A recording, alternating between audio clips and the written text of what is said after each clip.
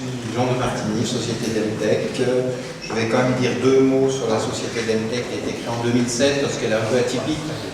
J'ai créé la société Demtech le jour où j'ai pris ma retraite de l'université. Donc un passé universitaire assez long dans lequel j'ai opéré et fait pas mal de recherches dans le domaine qui tournent autour de ce qu'on appelle aujourd'hui du M2M.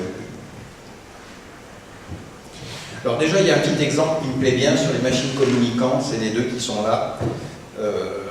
On parlait de long range tout à l'heure, ben là on est entre 70 millions et 380 millions de kilomètres, c'est pas mal. Mais ça reste quand même très ponctuel. Mais c'est super. Et c'est, comment dire, ça préfigure un petit peu ce dont je vais dire, c'est-à-dire que pour moi, pour Demtech, dans le marché actuel, le M2M c'est mesurer, mais c'est aussi agir. C'est-à-dire s'il n'y a pas cette bidirectionnalité, quelque part, on ne résout que la moitié du problème.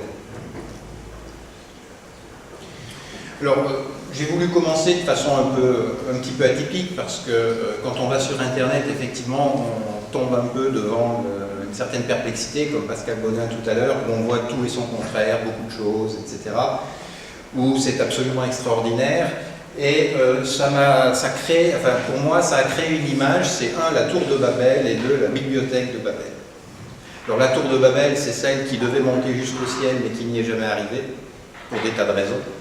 Et la bibliothèque de Babel, c'est une espèce de bibliothèque allégorique qui en fait est paradoxale, puisque pour ceux qui connaissent Borges, c'est quand même quelqu'un qui fait de la logique atypique. Mais de la logique quand même. Alors j'ai résumé ça avec les deux schtroumpfs,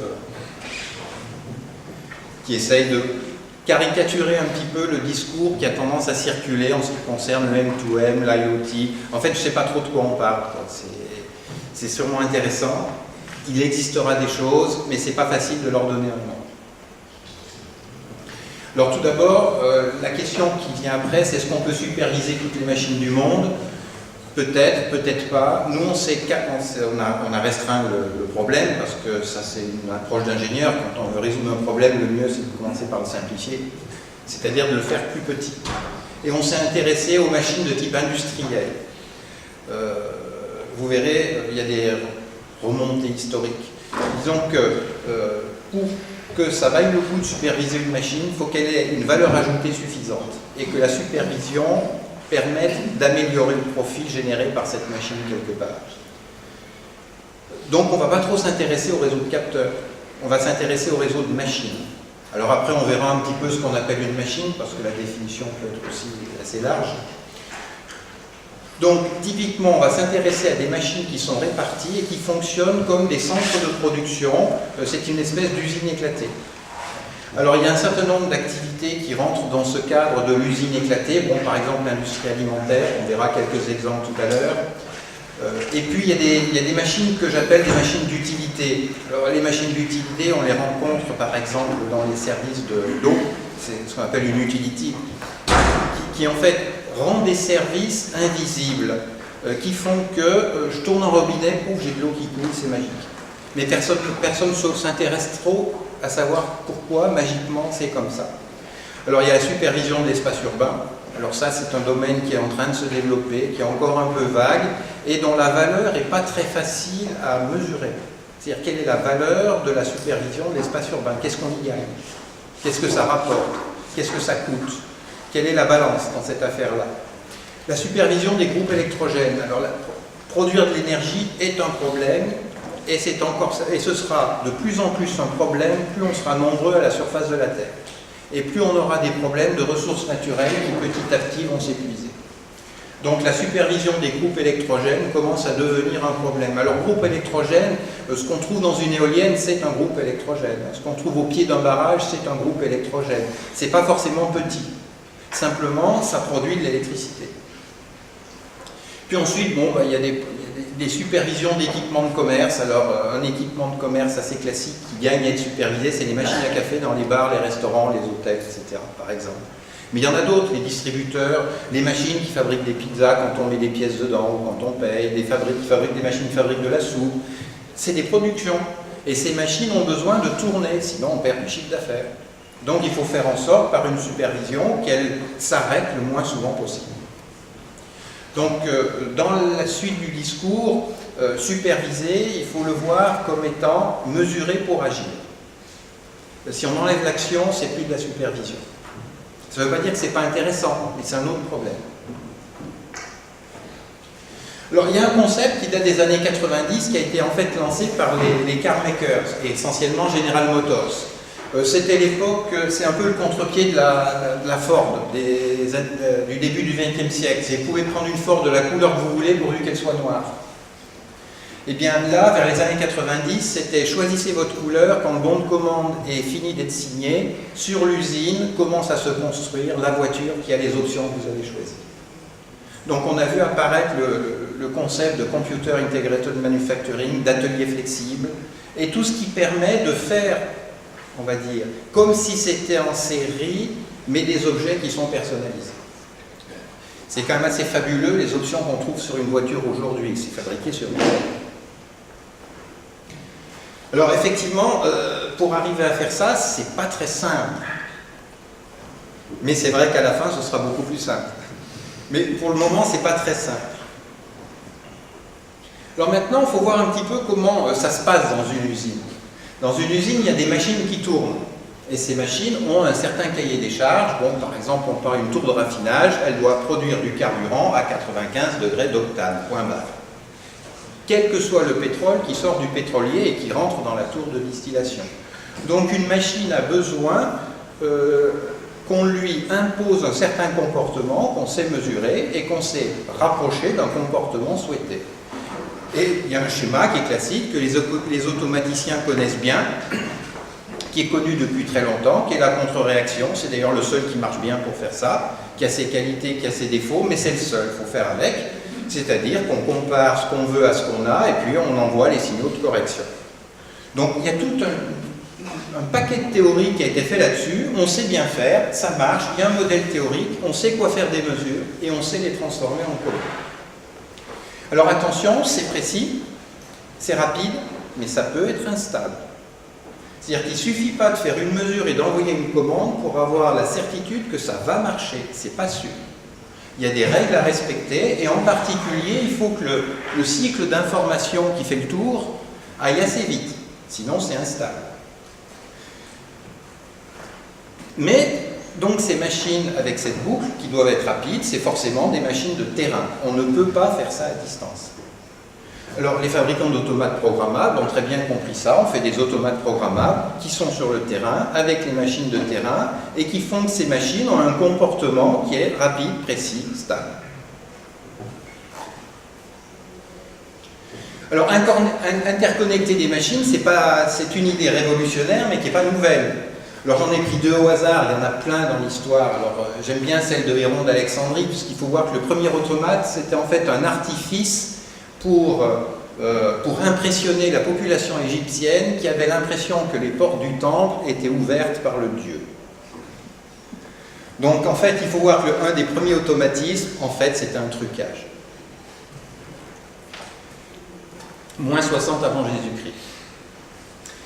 Alors après, un peu plus tard, entre les deux rivières, là, en Mésopotamie, donc à Al-Jazari, le problème c'était de faire l'irrigation, c'était un des premiers spécialistes de l'irrigation dans ces pays, et bien a fait des systèmes automatiques pour élever l'eau, des systèmes complètement hydrauliques, et il a mis au point un paquet de mécanismes qui ont permis effectivement de faire de l'agriculture. Donc ces théories, elles existent, on n'a pas vraiment de raison de s'en priver, et je dirais il n'y a pas grand-chose à rajouter dessus. Leur utilisation peut être originale, mais la théorie est au point. Alors maintenant, quelle est la différence entre l'automatisme et la supervision? Donc l'automatisme, on a vu, c'est un mécanisme de terrain. Il faut que ça aille vite, parce que sinon c'est pas stable. Alors, la machine fait exactement ce qu'on lui dit de faire. Par exemple, si elle doit faire une tige qui fait 1 cm de diamètre, elle fera une tige qui fait 1 cm de diamètre. Maintenant, il reste quand même un problème, c'est quelle est la bonne taille pour la tige. Et c'est là où la supervision va intervenir. C'est-à-dire que la machine sait exactement faire ce qu'on lui demande de faire, mais la supervision a pour but de déterminer ce qu'il faut faire. La gestion se poserait la question, qu'est-ce que ça coûte? Et le management se poserait la question, qu'est-ce que ça rapporte? C'est exactement le principe du modèle SIM. Donc la supervision, en fait, ne cherche pas à aller très vite, parce qu'elle fait passer la machine d'un état d'équilibre à un autre état d'équilibre, et là, il n'y a pas de contrainte de temps. Il n'y a pas de contre-réaction. C'est un système qui passe d'un état d'équilibre, donc c'est pas critique au niveau des débits, des latences, c'est pas critique. Il suffit de respecter quelques constantes de temps assez sommaires.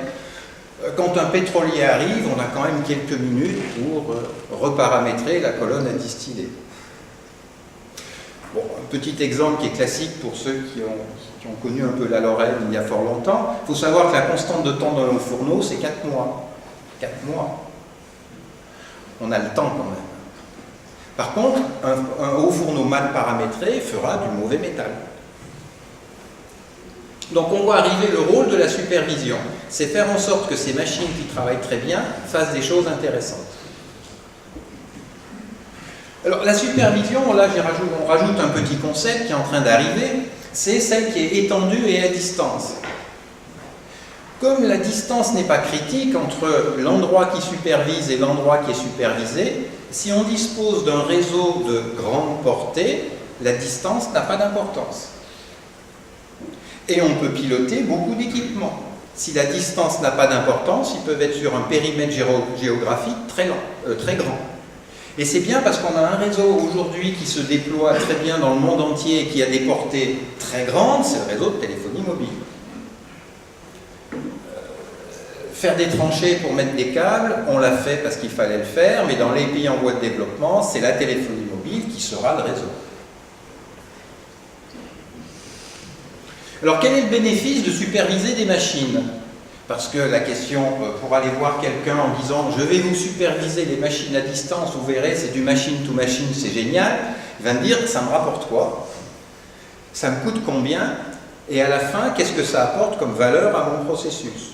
Alors la première chose, c'est la gestion des ressources. Alors on reviendra sur un exemple tout à l'heure, mais prenons un exemple de gestion de ressources sur les groupes électrogènes. Alors imaginez une station de téléphonie mobile qui est, on va dire au hasard, quelque part vers Tombouctou. Évidemment, il y a un groupe électrogène pour la faire tourner. Évidemment, il y a un réservoir de fuel. Il faut 4 heures de camion pour venir faire le plein. On a intérêt à s'en apercevoir avant. Parce que un jour de chiffre d'affaires en moins, ça sera grave. Donc il y a une gestion de ressources qui peuvent créer des fonctionnements qui sont critiques, soit pour la production, soit pour le fonctionnement. On prend une machine à café, quand elle est en panne de poudre, elle ne fait plus de café. Et c'est donc du chiffre d'affaires en moins. Ensuite, il faut gérer la qualité. Alors, la qualité, c'est en fait, prenons l'histoire de la machine à café, un café, c'est jamais avec de l'eau chaude, puis un peu de poudre. Mais ça dépend de la température, ça dépend de la pression, ça dépend de la durée de l'infusion. Il y a plein de critères qui font qu'on a un bon café, alors que dans d'autres conditions, on aurait un mauvais café. C'est typiquement le problème du contrôle qualité. La machine a été paramétrée pour que la qualité soit satisfait les contraintes qui sont nécessaires. Comment garantir que cette qualité est maintenue? Il faut garantir les paramètres de fonctionnement. Donc il faut, les télémesurer pour savoir ce qu'ils valent, et 2, éventuellement les réaligner s'ils ont dérapé.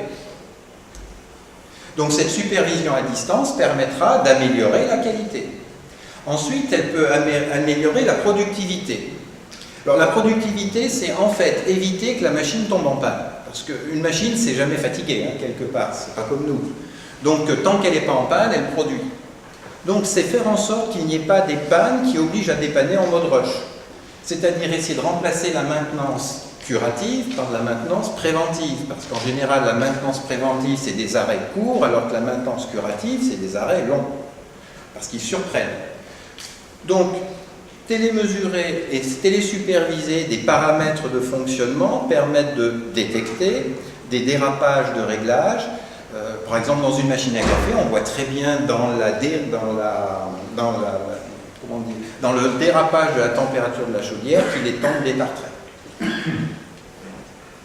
Et puis ensuite, il y a la gestion de la sécurité. Des questions toutes bêtes.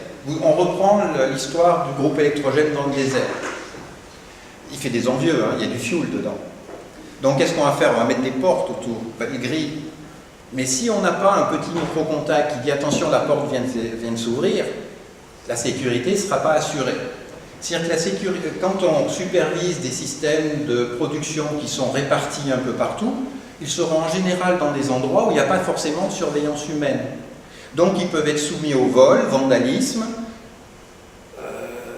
agression, effraction, etc. Donc là aussi, il faut pouvoir être prévenu et éventuellement réagir. Donc on voit qu'il y a beaucoup de bénéfices à superviser des machines à distance. Alors quels sont les besoins pour arriver à superviser une machine à distance? Bon, ben, en fait, il n'y en a pas tant que ça. Il faut, enfin pas tant que ça, n'exagérons rien. C'est parce qu'ils sont là qu'on dit qu'il n'y en a pas tant que ça. Il faut un réseau de communication robuste de type Ethernet ou un GPRS durci. Alors, ce qui gêne dans le GPRS, c'est qu'il coupe de temps en temps. Hein. Mais ce n'est pas parce que c'est GPRS, c'est parce que c'est la radio. On aurait exactement le même problème avec un autre protocole, pourvu que ce soit de la radio. Ensuite, il faut un protocole de communication. Alors, j'ai mis de type SNMP, parce que SNMP est plaisant. On peut afficher une consigne et une commande de type set. On peut lire un état avec une commande de type GET. Et l'équipement sur le terrain est capable de prendre l'initiative pour envoyer une alarme, un trap. Alors, il faut bien voir que sur le terrain, on peut se permettre de faire ce qu'on appelle du polling. C'est-à-dire regarder toutes les 10 millisecondes de la machine pour voir si ça se passe bien. Mais quand on est à très grande distance sur le réseau de téléphonie mobile, c'est même pas la peine d'y penser. Il faut que la machine soit capable de prendre une initiative et de décider d'envoyer quelque chose quand il y a un problème. On ne peut pas étendre le polling à 10 000 km.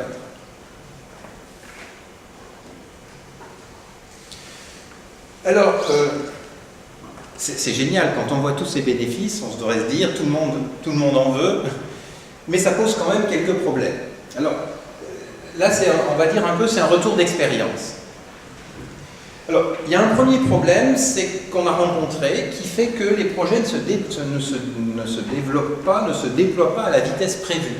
On prévoit des plannings, et puis au bout d'un moment, on s'aperçoit que ça commence à déraper, à traîner. C'est pas forcément parce qu'on ne déploie pas assez vite.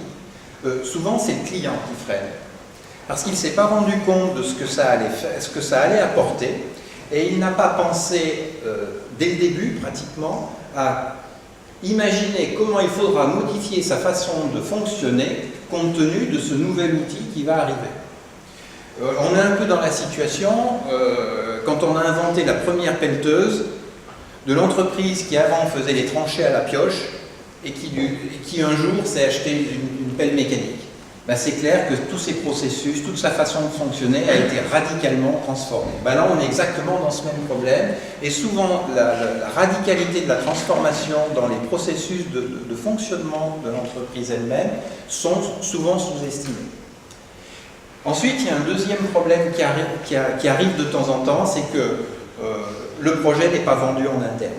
C'est-à-dire que quand on arrive presque à la fin, tout le monde le découvre, il va avoir des impacts sur beaucoup de gens dans l'entreprise qui en fait n'avaient pas été prévenus. Et ça traîne des pieds. Alors ensuite, un dernier point, c'est que les machines, elles sont là avant qu'on arrive. C'est des machines qui ont été installées par l'entreprise ou qui seront installées par l'entreprise s'il y a des extensions, mais qui sont conçues pour faire de la production. Elles n'ont pas été conçues pour être supervisées, ce n'est pas leur but. La supervision, c'est la cerise sur le gâteau. Donc il y a toujours un peu comme dans l'automatique, il y a une couche d'ingénierie.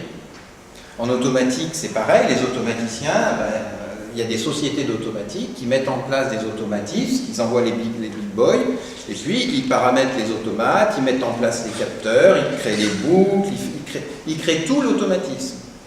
Parce qu'il n'y a pas d'automatisme sur étagère. Eh bien, on peut avoir de la supervision sur étagère à 50, 60, 70%, mais pas plus. Il y aura toujours une dernière couche à régler qui est le lien entre, on va dire, la queue de réseau et les machines elles-mêmes. Alors, on peut se rassurer, c'est quand même beaucoup plus léger que l'ingénierie qui est nécessaire pour mettre en place un automatisme. Alors, on va rentrer un petit peu plus dans le vif du sujet, c'est pas trop pour faire de la pub, mais c'est pour dire. Dans les installations, il y a deux cas de figure. Il y a le rétrofit et il y a la première monte. Rétrofit, on a un parc de machines existant, il est ce qu'il est, il faut faire avec. Eh bien, on va l'équiper et puis après on va le superviser. C'est là où l'ingénierie peut être un peu compliquée. Donc il faut des passerelles et des interfaces génériques et standards. On reviendra, ça c'est un point important. Et puis, il y a la première monte, c'est-à-dire quand on part d'une page blanche. Donc on peut aiguiller le choix des machines pour qu'elles soient plus propices à la supervision. Mais on retombera sur des systèmes de passerelles, des systèmes d'interface génériques et si possible standards. Alors il faut bien voir qu'il ne faut pas, dans ce cas-là, il y a le syndrome que j'appelle le syndrome du potage en sachet. Le potage en sachet, c'est quand on récupère un équipement, il est merveilleux, mais il n'y a plus qu'à le programmer. Et c'est là où les difficultés commencent. Parce qu'on va fournir cet équipement à des gens dont ce n'est pas le métier de programmer, ce n'est pas le métier de gérer un réseau, ce n'est pas leur métier de gérer de la sécurité sur un réseau. C'est un peu comme si on appelait potage en sachet, un sac en papier plein de légumes, il n'y a plus qu'à faire le potage. Bon, c'est sûr que ce n'est pas pratique.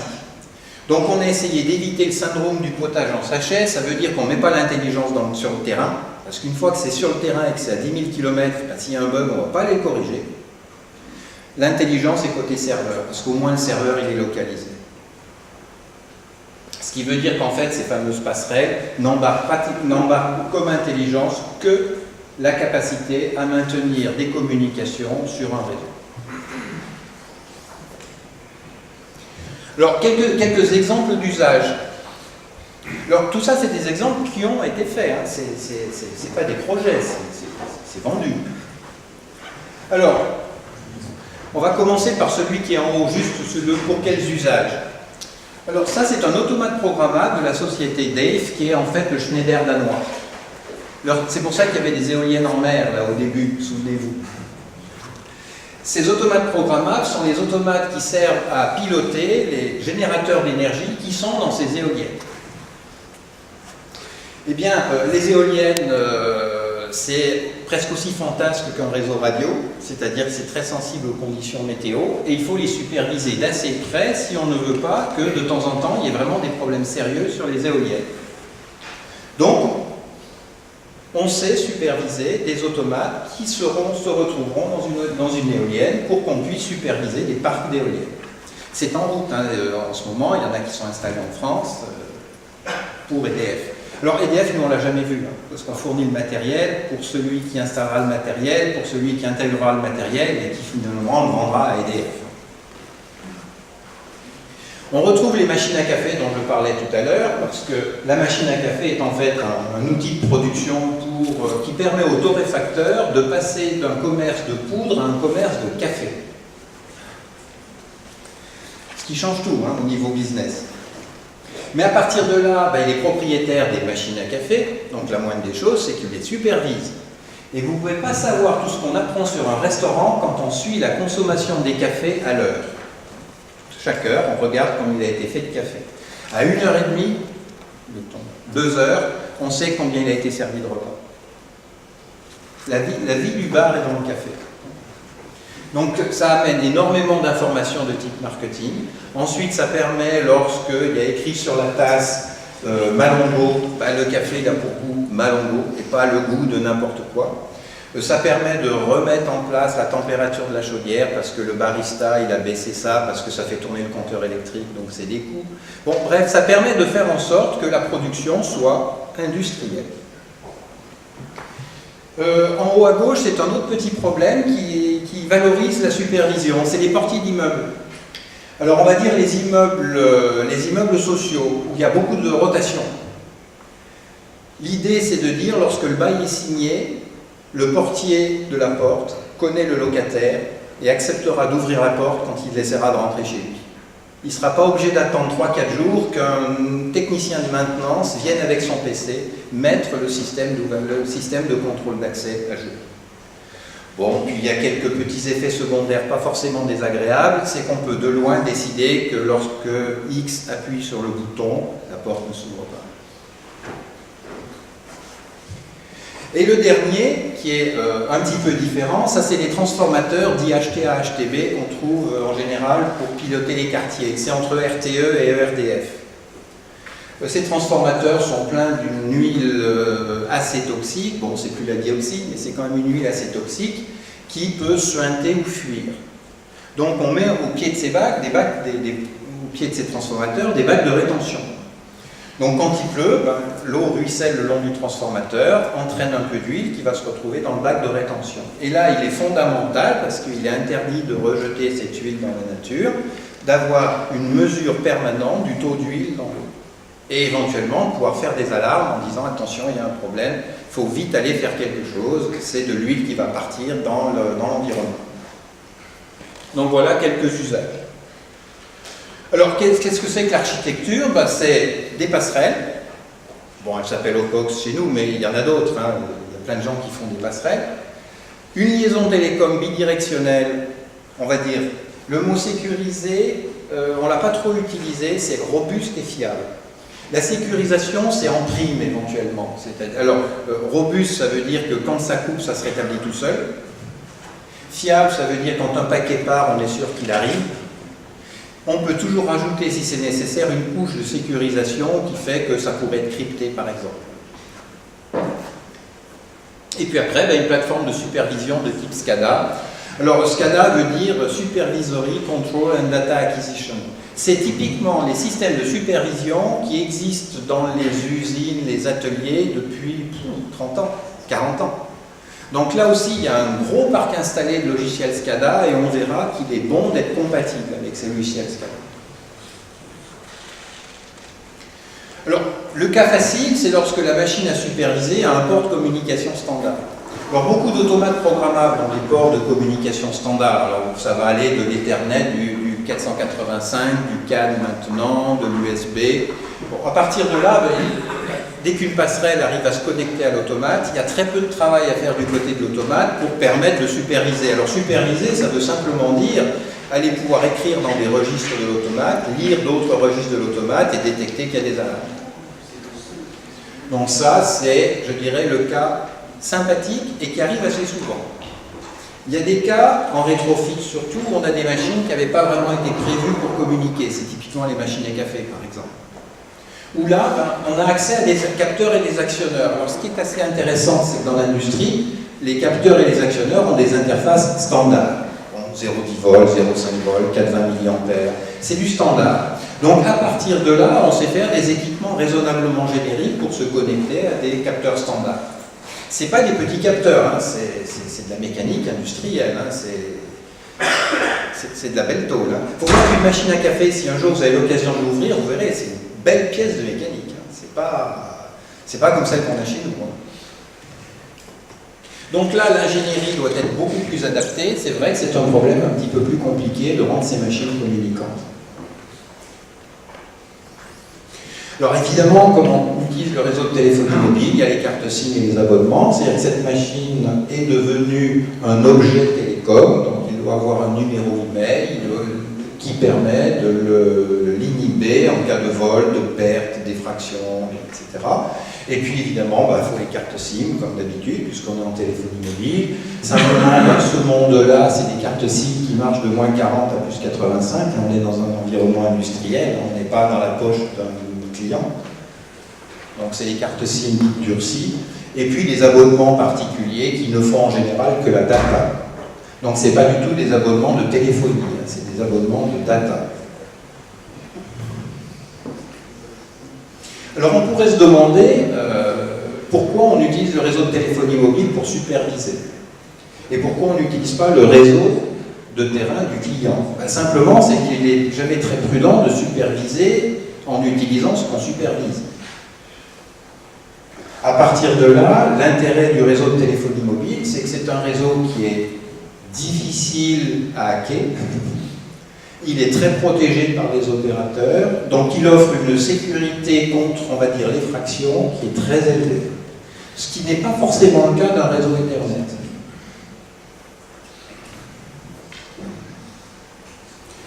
Alors pour pouvoir rendre robuste le réseau de téléphonie mobile, mais il a fallu développer un petit morceau de protocole entre les couches 2 et les couches 3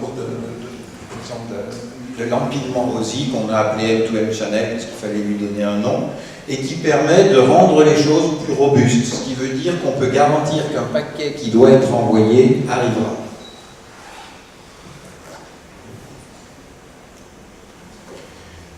Alors la supervision, on voit que tous les équipements se retrouvent en fait dans le réseau local de l'opérateur. Et c'est très bien parce qu'on bénéficie de toute la sécurité du réseau local de l'opérateur. En particulier, les équipements ne sont pas pingables, on est derrière un NAT. Ce qui veut dire que personne ne peut se connecter aux équipements, c'est eux qui se connectent au serveur. Donc finalement, ils sont invisibles. Et ça donne une sécurité qui est considérable. Et puis après, on rentre dans le monde du web, les services web, applications web, donc les logiciels de type SCADA, on en a un mais il y en a d'autres, sont consultables par PC, téléphone mobile, tablette, etc. Alors le téléphone mobile, c'est très intéressant pour le personnel d'astreinte, qui lui permet, chez lui ou avec une tablette, de recevoir un message, d'apprécier quelle est la gravité de l'événement, et même éventuellement de faire un geste de sécurité si c'est nécessaire. Alors, notre logiciel SCADA s'appelle donc Suricat. Vous voyez que en fait, c'est un système qui est, qui contient plusieurs morceaux. Il y a ce qu'on appelle le recorder proxy, qui permet de voir les équipements qui sont sur le terrain à travers le réseau de téléphonie mobile, comme s'ils étaient dans le réseau local de la supervision.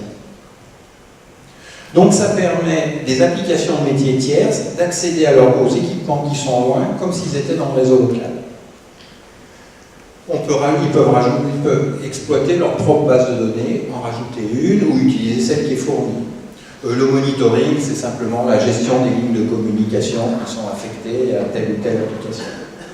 Et puis, il y a une application générique pour ceux qui veulent faire que des choses simples, style télémesure, envoyer des commandes, voir des alertes, faire un peu de système géographique. C'est clair qu'avec Google Maps et OpenStreetMap, très très vite, on peut faire un système géographique tout à fait intéressant. Alors maintenant, pour terminer un petit peu, j'étais parti sur la tour de Babel, et là on arrive dans la schizophrénie. Alors, ça fait quand même pas mal de temps que je surveille, que je fais un peu de veille technologique, c'était mon boulot pendant longtemps, et maintenant ça continue à l'être. Alors Gartner a appuyé une courbe qui s'appelle la courbe du hype. Elle existait avant, mais maintenant elle existe toujours. Dans cette courbe du hype, au départ on parle beaucoup des choses, elles n'existent pas. Mais on en parle, ce qui fait qu'on arrive à une over-expectation. C'est demain on rase gratis, ça va être génial. Alors évidemment, derrière l'over-expectation, quand on commence à voir la réalité, on tombe dans une profonde dépression, qui est excessive évidemment, elle aussi. Et puis après, les choses se mettent en place et on arrive au plateau de fonctionnement normal. Eh bien, le M2M est le seul domaine où on a les deux en même temps. C'est-à-dire, d'un côté, il y a un buzz bruyant et excessif de consultants, cabinets d'analyse, institutionnels, etc., qui parlent de choses absolument merveilleuses, qui existeront peut-être un jour, mais qu'on ne peut pas vendre. C'est quand même un inconvénient pour une entreprise. Et puis de l'autre côté, il y a un paquet de marchés qui sont assez silencieux, dont on n'entend pas vraiment parler. On en a entendu parler à une certaine époque, du style l'assurance, c'est le Pay as you drive, les gestions de flotte, la supervision industrielle, la supervision d'équipements de commerce, qui est le vrai marché, mais qui, lui, ne parle pas tellement finalement. Et là, il y a des choses à faire, il n'y a rien. Et on peut utiliser les équipements qui existent aujourd'hui. Alors, je pense qu'en fait, il faut les deux. Alors, on n'est pas vraiment dans le monde de la supervision, dans l'Internet des objets, parce que, prenons un exemple, il n'y aura pas des billions d'éoliennes. Il n'y aura pas des trillions de machines à café. C'est pas tout à fait le même monde. Donc, quand on rapproche trop, alors on va dire, mon point de vue, c'est que le M2M, c'est plutôt le côté industriel, c'est-à-dire des objets communicants, mais pas forcément en grand nombre, mais des objets qui ont une assez forte valeur ajoutée pour payer cette supervision. Et de l'autre côté, il va peut-être se profiler un monde futur où on aura des millions de capteurs qu'on aura su valoriser, parce que si on ne sait pas les valoriser, on ne les vendra pas. Alors, une petite anecdote pour conclure et pour finir. Au début, on était un peu parti sur les réseaux de capteurs. Et donc on allait voir les communes. Vous voulez pas, on va analyser votre air, par exemple. On va analyser l'air. Vous verrez, c'est super. D'ailleurs, c'est vrai, ça fait beaucoup de mal aux gens, l'air, la pollution atmosphérique. L'Europe veut qu'on l'améliore. Donc c'est clair, c'est utile. Alors quelle a été la réponse d'un des élus, celui qui a été un peu plus franc que les autres, en disant « mais vous êtes bien gentil, mais vous allez mettre le doigt sur un problème que je ne peux pas résoudre. Mais vous ne voulez pas que je sois réélu ?» Et il a dit « mais non, mais dans ce cas-là, moi je préfère, je passe le bébé au préfet, qui a le plan hors sec, lui au moins il n'est pas élu. » Bon, donc on se rend compte que tout ça, la techno, n'a de sens que si elle vient s'insérer dans un monde économique, social, mais réel. Donc aujourd'hui, on est plutôt dans le M2M, supervision industrielle, et il est en train de se profiler. On voit plein de choses qui ont été vraiment extraordinaires, qui ont été présentées. Il y a un monde futur qui se profile. Est-ce que ce sera la tour de Babel ou est-ce que ce sera autre chose? Mais ça, de toute façon, il s'adaptera et il deviendra bien, il n'y a pas de problème. Bien, ben voilà, ce sont les quelques mots que je voulais donner en retour d'expérience sur notre vision du M2M.